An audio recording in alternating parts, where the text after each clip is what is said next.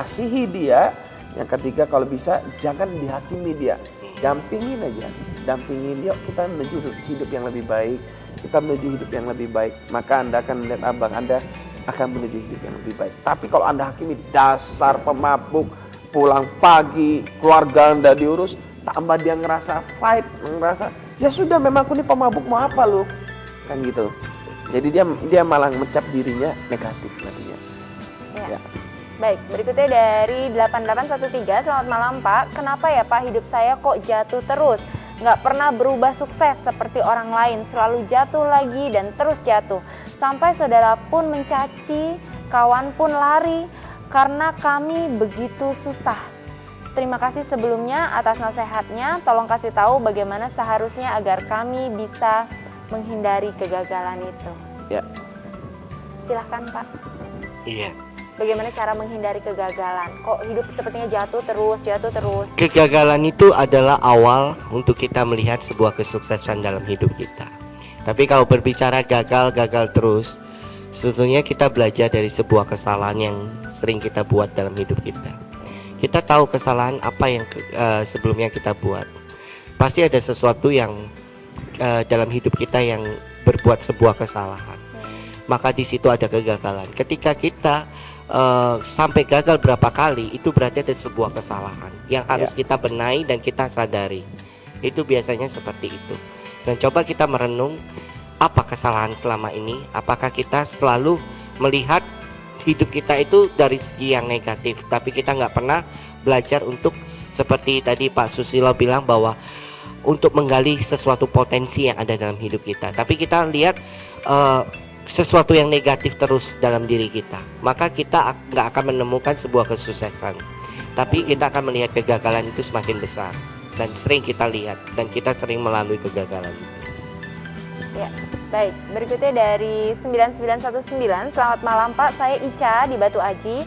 Saya mau tanya, di luar tema, bagaimana caranya melawan rasa takut, misalnya takut kehilangan orang yang kita cintai? Karena saya adalah tipikal orang yang gampang sekali untuk cemburu. Iya, buat Ica, kalau Anda orang yang gampang cemburu, saya rasa ada problem di dalam diri Anda yang mungkin Anda bisa introspeksi. Contohnya, Anda perlu cek apakah Anda sering dibohongin. Itu.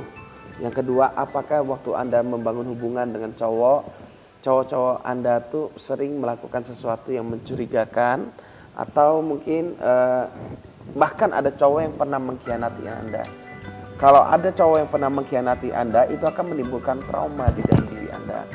Yang ketiga, orang gampang cemburu karena dia tidak percaya bahwa dirinya itu siap untuk ditinggalkan. Dalam arti begini, dia nggak percaya bahwa cowoknya itu memang suka sama dia. Akhirnya dia jaga terus mati-matian. Kenapa? Karena dia ngerasa takut kehilangan. Karena seharusnya kalau misalkan saya sama istri saya percaya bahwa saya sangat mencintai dia, demikian pula sebaliknya, kita nggak akan ada rasa khawatir, curiga, selingkuh, dan berbagai macam. Tapi itu akan muncul jika saya mulai muncul ketidakpercayaan kepada pasangan saya. Waktu saya nggak percaya sama pasangan saya akan cemburu. Waktu dia nggak percaya sama saya, dia akan cemburu dan saya. Nah, itu yang menjadi problem. Atau bahkan saya nggak percaya bahwa istri saya mencintai saya, maka itu bisa membuat saya cemburu kepada dia. Karena mungkin saya ngerasa, oh saya sekarang sudah gemuk misalkan, saya sukanya yang kurus misalkan. Nah, saya sudah nggak percaya begitu, akhirnya muncul cemburu-cemburu yang tidak normal. Ya, baik. SMS terakhir dari 6315, saya stres sekali Pak. Kedua orang tua saya masuk tahanan kasus narkoba. Adik saya ada 4, masih kecil-kecil semua. Sekarang adik saya sakit semuanya. Saya baru kecelakaan motor, nenek saya stroke. Saya bingung sekali, saya harus bagaimana lagi? Apa yang harus Silakan Pak Lukas. Kedua orang tuanya di penjara, punya adik 4-empatnya sakit, dianya sendiri baru jatuh dari kendaraan, neneknya dan juga sakit stroke. Jadi dia bingung apa lagi yang harus dia lakukan. Iya, kalau berbicara melihat keadaan ini, sepertinya hidup itu nggak adil. Iya, kelihatannya kok kondisinya kecelakaan bertubi-tubi begitu ya. Tapi saya pernah merenungkan satu dalam hidup saya. Kenapa saya mengalami masalah dalam hidup saya bertubi-tubi? saya pernah merasakan seperti itu. Tapi yang saya dapat dari perenungan diri saya, yang pertama, bahwa ketika kita melalui sebuah keburukan yang terjadi dalam hidup kita, sebetulnya kita sedang melihat rencana Tuhan yang indah akan terjadi dalam hidup kita. Dan yang kedua, berbicara, kadang Tuhan sedang memurnikan iman kita. Apakah kita mau melekat percaya bahwa Tuhan itu ada, sanggup menolong. Dan yang ketiga, Tuhan tahu kemampuan kapasitas dalam hidup kita, dan Dia tidak pernah memberikan sesuatu yang melebihi kekuatan kita. Dan yang keempat, kita akan mengalami sebuah miracle yang Tuhan janjikan dalam hidup kita. Keajaiban. Kita akan melihat keajaiban Tuhan. Keajaiban itu masih ada. Ya, ketika kita tidak sanggup melakukan apa-apa, justru nantinya Tuhan yang akan menolong kita, begitu ya, Pak. Ya, baik. Sayang sekali pada akhirnya waktu juga yang harus memisahkan kita. Mungkin di akhir sesi ini saya minta Pak Lukas untuk bisa memberikan tips-tips kepada saya dan juga kepada penonton sekalian. Gimana sih caranya untuk kita bisa benar-benar masuk dalam perubahan hidup yang sesungguhnya? Ya. Perubahan hidup adalah berbicara, belajar untuk bersyukur dalam hidup ini. Atasi semua hidupmu dengan rasa bersyukur, berpikiran positif dalam hidupmu, dan berani bermimpi tentunya. Bahwa hidup itu berani bermimpi dalam hidup kita, dan percaya mujizat itu masih ada dalam hidup kita. Ya, baik. Silakan dari Pak Susilo, tips yang bisa dibagikan kepada pemirsa dan juga saya sendiri. Perubahan yang terjadi dalam hidup kita itu dimulai dari perubahan-perubahan kecil yang kita lakukan. Tanpa perubahan-perubahan kecil yang kita lakukan dalam hidup kita, maka tidak akan pernah ada perubahan dalam hidup kita. Oleh karena itu, tetaplah setia dalam perubahan-perubahan kecil yang sedang kau lakukan. Tunggu sampai waktunya kau akan melihat perubahan yang besar itu ternyata sudah terjadi atas hidup Anda. Ya, luar biasa sekali. Terima kasih banyak Pak Lukas. Terima kasih sekali lagi Pak Susilo. Terima kasih. Luar biasa sekali malam ini. Terima kasih terutama untuk hatinya yang bersedia untuk berbagi dengan kita semua. Ya, pemirsa, sayang sekali pada akhirnya harus berakhir juga acara ini pemirsa, karena memang kita sudah 1 jam bersama-sama.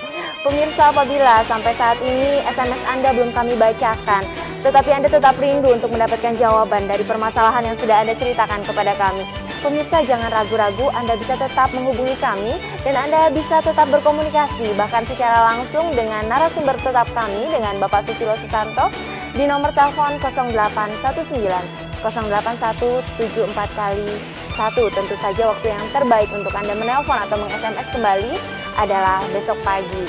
Layanan yang diberikan oleh New Life semuanya diberikan secara cuma-cuma atau gratis atau tidak dipungut biaya sedikit pun, karena kerinduan dari kami adalah untuk menolong Anda untuk memperoleh kehidupan yang baru, yang lebih baik lagi. Pemirsa, kami juga mengucapkan terima kasih yang sebanyak-banyaknya kepada kru Batam TV yang bertugas pada malam hari ini, karena acara ini juga tidak mungkin bisa terselenggara tanpa bantuan dan kerjasama dari kru Batam TV.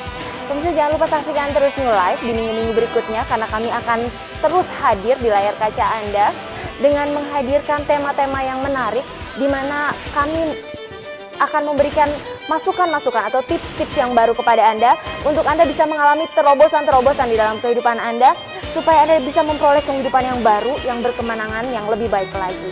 Pemirsa, di akhir kata kami mohon maaf apabila mungkin ada sikap, tutur kata kami, ataupun tingkah laku kami yang barangkali kurang berkenan di hati Anda. Tujuan dari acara ini pemirsa hanya agar acara ini dapat menjadi berkat bagi kita semuanya.